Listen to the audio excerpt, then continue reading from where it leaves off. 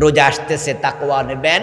তাকওয়া যারা নিতে চান, প্রথম টিপস, 1 নাম্বার পরামর্শ, আজ থেকে তাওবা শুরু করে দেন, ইস্তেগফার করুন, বেশি বেশি পড়বেন। নবীজি পড়তেন আস্তাগফিরুল্লাহাল্লাযী লা ইলাহা ইল্লাহু আল হাইয়ুল কাইয়্যুম ওয়া আতুবু ইলাইহি। আবার পড়ছি আস্তাগফিরুল্লাহাল্লাযী লা ইলাহা ইল্লাহু আল হাইয়ুল কাইয়্যুম ওয়া আতুবু ইলাইহি। আবার পড়ছি আস্তাগফিরুল্লাহাল্লাযী লা ইলাহা ইল্লাহু আল হাইয়ুল কাইয়্যুম ওয়া আতুবু ইলাইহি। আল্লাহুম্মা আনতা রাব্বি লা ইলাহা ইল্লা আনতা খালাকতানি ওয়া আনা আবদুক ওয়া আনা আলা আহদিকা ওয়া ওয়া'দিকা মাসতাতা'তু ওয়া আউযু বিকা মিন শাররি মা সানা'তু ওয়া আবু'ু লাকা বিনি'মাতিকা আলাইয়া ওয়া আবু'ু লাকা বিযামবি ফাগফিরলি ফা ইন্নাহু লা ইয়াগফিরুয যুনুবা ইল্লা আনতা। ইস্তিগফার সাইয়্যিদুল ইস্তিগফার ওয়া আতুবু ইলাইকা। আস্তাগফিরুল্লাহ আস্তাগফিরুল্লাহ। আরবি পারেন না, বাংলায় বলেন, আল্লাহ আমি তোমার কাছে ক্ষমা চাই, আমি মাফ চাই, যে গুনাহ আমি করে ফেলেছি আল্লাহ, অন্তত কালো হয়ে গেছে, আমি তোমার কাছে ক্ষমা চাচ্ছি, আমারে মাফ করে দাও আল্লাহ, আমি তাওবা করছি, সিদ্ধান্ত নিচ্ছি আর গুনাহ করব না। নবীজি বলছেন আত-তায়েবু মিনাজ যামবি কামাল্লা যামবা লাহু। এভাবে তাওবা করে আল্লাহর কাছে ফিরে আসলে আল্লাহ এমন ভাবে ক্ষমা করেন যেন সে গুনাহ করেই নাই। রমাদান সমাগত, আমরা অন্তরটাকে পরিচ্ছন্ন করে ভালো কিছু কাজ শুরু করতে চাই। রমাদান নিয়ে আমি আপনাদের কাছে কিছু পরামর্শ উপস্থাপন করতে চাই। এই পরামর্শগুলো শুনবেন, তারপরে এগুলোকে আমল করা শুরু করবেন। আশা করা যায় এই রমাদানের মাধ্যমে নিষ্পাপ হয়ে, বেগুনাহ মাসুম হয়ে ঈদ উদযাপন করতে পারবেন। বলেন ইনশাআল্লাহ। 1 নাম্বার কাজ বলে ফেলছি, তাওবা ইস্তেগফার। দ্বিতীয় কাজ হবে রমাদানে বেশি বেশি কোরআন তিলাওয়াত। রমাদান হচ্ছে কোরআন নাজিলের মাস। এজন্য রমাদানে যারা কোরআন পড়তে পারেন না, তারা সকলে সিদ্ধান্ত নেন যে আমি রমাদানে কোরআন শিখব। আলিফ বা তা সা থেকে শুরু করে দেন। যারা কোরআন পারেন তবে বিশুদ্ধ পারেন না, সিদ্ধান্ত নেন বিশুদ্ধ পড়বেন। যারা বিশুদ্ধ তেলাওয়াত পারেন তারা সিদ্ধান্ত নেন যে প্রতিদিন 1 পারা, 30 দিনে 30 পারা।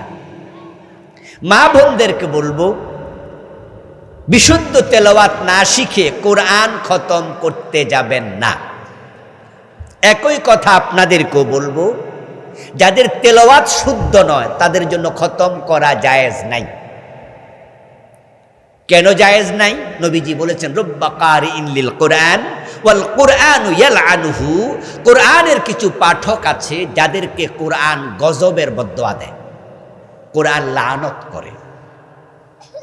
আপনি কোরআন পড়তে গিয়ে ভুল পড়ছেন, অর্থের বিকৃতি হয়ে গেল, মেসেজ উল্টে গেল। কোরআনে এমন কিছু জায়গা আছে যেখানে জবরের জায়গায় জের পড়েছেন, হায়ের জায়গায় হা পড়েছেন, পুরা কুফরি কালাম হয়ে যাবে, ঈমানটা পর্যন্ত চলে যাওয়ার সম্ভাবনা। এজন্য বিশুদ্ধ তেলাওয়াত এটা ফরজ। আপনি শিখতে গিয়ে ভুল করেছেন, আল্লাহ ক্ষমা করবে, আল্লাহ জানে, এখনো সে পারে না, তাই সে ভুল করছে। আমার প্রিয় ভাই, বাচ্চারা যখন হাঁটতে শিখে তখন সে দাঁড়াইলেও পইরা যায়, হাঁটলেও পইরা যায়। মা বাবা দেখে বাচ্চা বারবার পড়তেছে, মা বাবা তখন হাসকে মুস্কি হাসে, বাচ্চা খাড়াইতেছে, বাচ্চা পড়তেছে। কিন্তু সুস্থ মানুষ, আপনার বয়স 8 বছর 9 বছর, আপনি যদি পড়ে যান তাহলে কি আপনার আপনজন বসে থাকবে না দৌড় মারবে? বলবে কি রে হয়েছে, কি পড়লো কেন, কি হয়েছে, হে কি স্ট্রোক করছেনি, হে কি মাথা ঘুরে পড়ছিনি, হে সমস্যাটা কি? ও দোস্ত, আপনার 12 বছর 10 বছর 8 বছর বয়সে পড়ে যাওয়াটা স্বাভাবিক না, কিন্তু আপনার 1.5 বছর বয়সে পড়ে যাওয়াটা স্বাভাবিক, ঠিক কি না? তো কোরআন যারা পড়তে পারে না তাদের ভুল হওয়া স্বাভাবিক।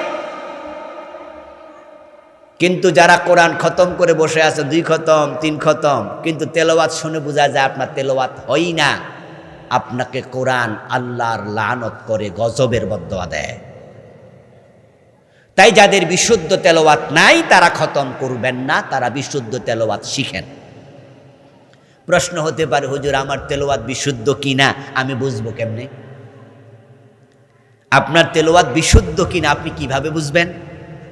উত্তর হলো, একজন হাফেজে কোরআনকে, একজন ভালো আলেমকে আপনি 2 পৃষ্ঠা 1 পৃষ্ঠা 5 লাইন 10 লাইন পড়ে শোনাবেন। রমাদান উপলক্ষে আপনি দেখবেন যে আপনার নিজের মসজিদও 2 জন হাফেজ খতমে কোরআন পড়ানোর জন্য তারা হাজির হয়েছে। 1টা মাস আপনার এলাকায় থাকছে। আপনার মসজিদের ইমাম হাফেজ, মুয়াজ্জিন হাফেজ, উনার কাছে যান, অনুরোধ করুন যে ভাই যান আমাকে 5টা লাইন একটু সময় দেন, তেলাওয়াত করে শোনাই। উনি আপনার তেলাওয়াত শোনার পর যদি আপনাকে উনি সার্টিফাই করে, বলে যে আপনার তেলাওয়াত বিশুদ্ধ, তাহলে আপনার প্রতি আমার অনুরোধ থাকবে এই রমাদানে আপনি প্রতিদিন 1.5 পারা 2 পারা 1 পারা যা পারেন পড়ে পড়ে কোরআনটা খতম করেন। নবীজি সাল্লাল্লাহু আলাইহি ওয়াসাল্লাম রমাদান মাসে কোরআন যতটুকু নাজিল হতো জিবরিল আমিনকে তেলাওয়াত করে শোনাতেন। নবীজির জীবনের শেষ রমাদানে জিবরিল আমিনকে রাসূল 2 বার পুরা কোরআন তেলাওয়াত করে শোনাইছে। বেশি বেশি পড়ুন। মা বোনরা যেহেতু 1 মাসের মাঝে 7 দিন 5 দিন 10 দিন নাপাক থাকে, হায়েজ অবস্থায় থাকে, আর হায়েজা মহিলার জন্য কোরআন তেলাওয়াত করা জায়েজ নাই।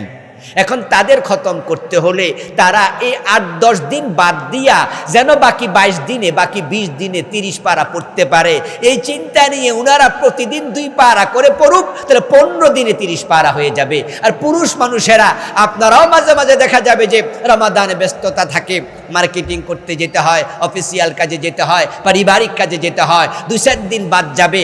এজন্য বাকি দিনগুলোতে 1.5 পারা 2 পারা করে পড়েন, যেন রমাদানের ভিতরে 30 পারা পড়া হয়।